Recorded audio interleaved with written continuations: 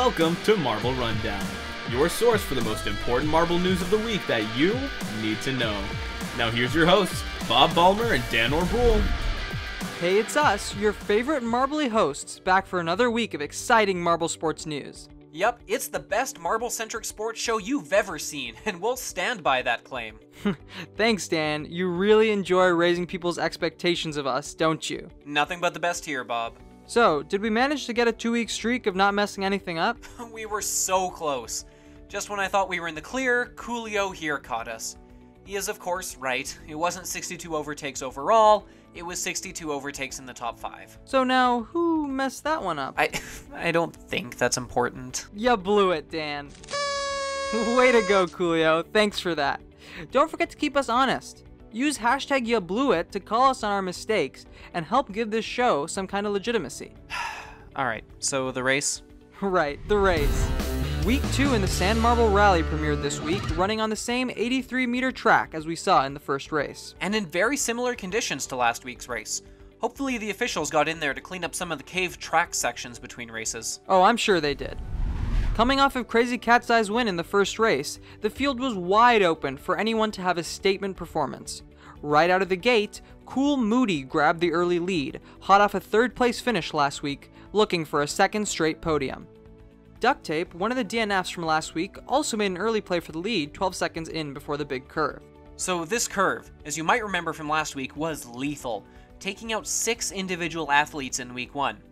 So now coming back to this week, it seemed everyone was a lot more careful, as that dangerous curve only claimed one racer, that being Cobra. This was Cobra's second DNF in as many races, who now sits at the bottom of the standings with Blazing Fireball. Over the next few curves, a few more competitors would leave the track, including last week's champ, Crazy Cat's Eye, while SUPERBALL moved into the lead. And that is a lead SUPERBALL would hold all the way to the end. Lots of jostling for a podium position near the end, but it was a clear and decisive victory for SUPERBALL, who claims a second career win and 4th career podium.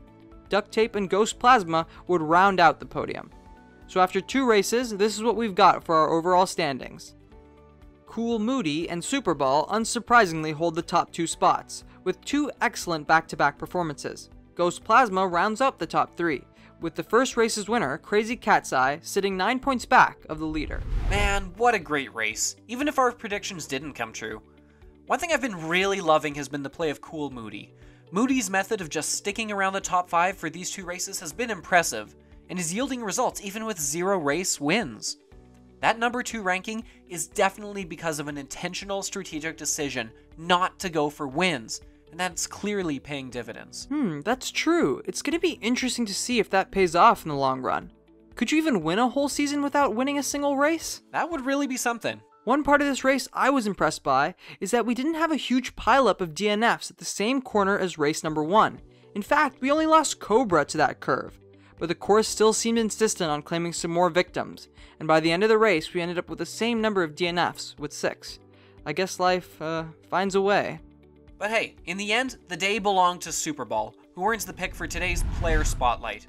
Ever since debuting in the 2018 Marble Rally, SUPERBALL has been one of the most consistent performers in the circuit, and that trend looks to be continuing this year. 3rd place overall finishes in both 2018 and 2019 have certainly been impressive, but this year so far looks to be the year that the top podium spot will belong to SUPERBALL. Looking at our reports on the top 5, we can see the absolute domination that SUPERBALL showed today, spending 77% of the race in 1st place. The distance and gap size may have varied from moment to moment, but from the instant the lead was snatched at the 40-second mark, there was no looking back. Even back in the season's opening race, SUPERBALL was impressive early and would have placed much higher if not for the chaos around the curve that threw everyone off the track early on. The consistent performances so far are a resounding reason why SUPERBALL now sits on top of the 2020 standings. You know, that word keeps coming up all the time. Consistent. Yeah, the cost of failure is pretty steep in the Marble Rally. You can't pull a Minty Maniac here. If you DNF every other race, that 0-point result is going to sink you. Well, I'm exhausted. How about we take a quick breather? Tired already? Hey, watching these athletes work their tails off gives me sympathy exhaustion. Only you, Bob.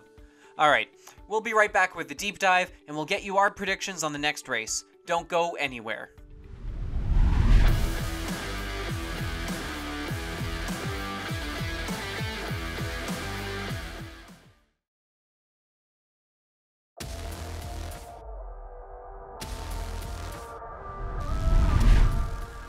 And we're back. Did you miss us? We certainly missed you.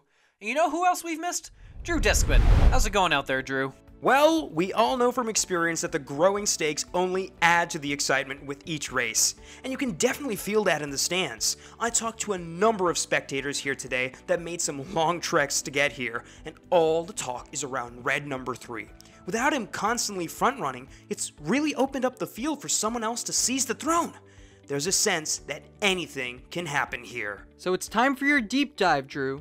What'll we be looking at today? Well, with 2 races behind us and a lot of data to pour through, I want to take a look at the impact that starting position has had on race finishes. Everyone knows that you want to start in the front row whenever possible, but how much of an impact does this actually have? Is it worth the risks of bribery or corporate espionage to secure that crucial starting spot? Let's dive in. So we'll start with an empty starting block, our blank slate, and start to fill it with the results that we see in our top races. Let's start by looking at how starting placement led to final finish. In our first race, we saw Crazy Cat's Eye get the win, followed closely by Cool Moody and Marbly McMarbleface. So we can see that these 3 began the race here, here, and here.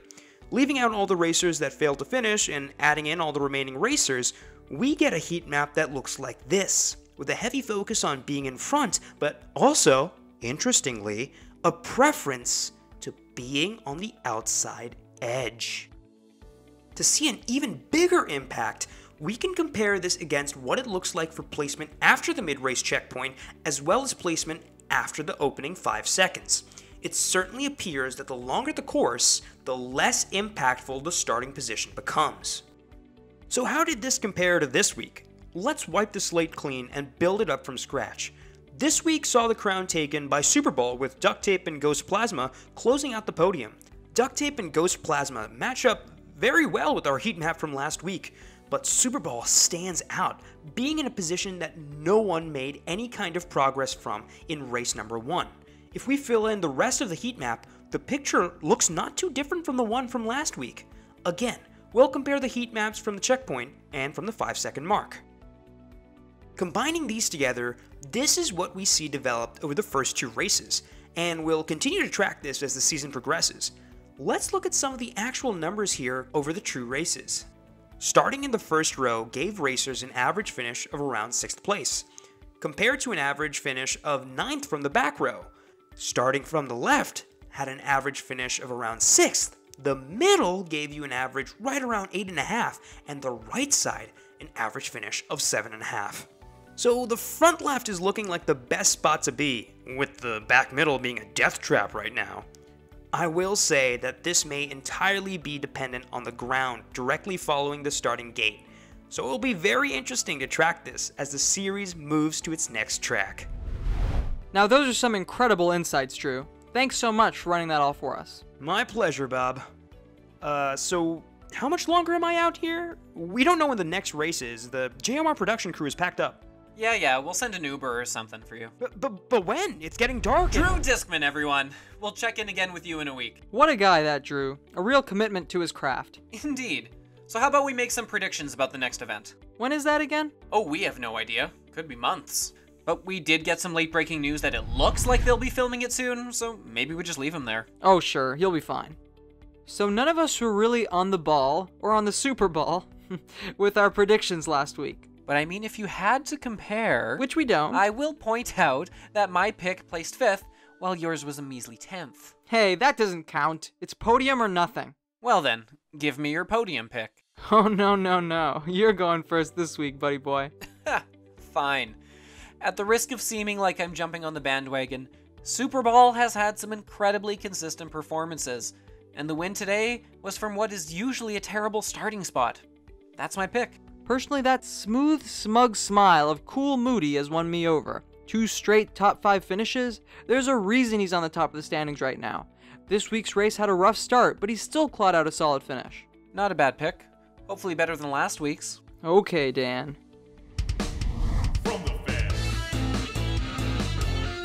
So last week, we asked you for your stories about how you first came to fall in love with marble racing. And wow, we could devote a whole episode to your heartwarming tales. Now there's a thought.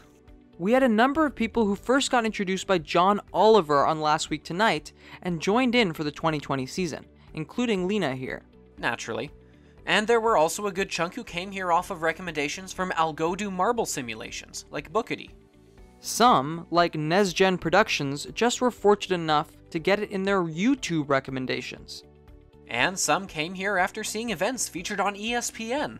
One story I loved reading was this one from Ethan, who told us all about how the 2019 Marble League helped him get through a rough time in his life. Sometimes having something you can get invested in that takes your mind off your situation for a bit can make a world of a difference. Very true, Dan.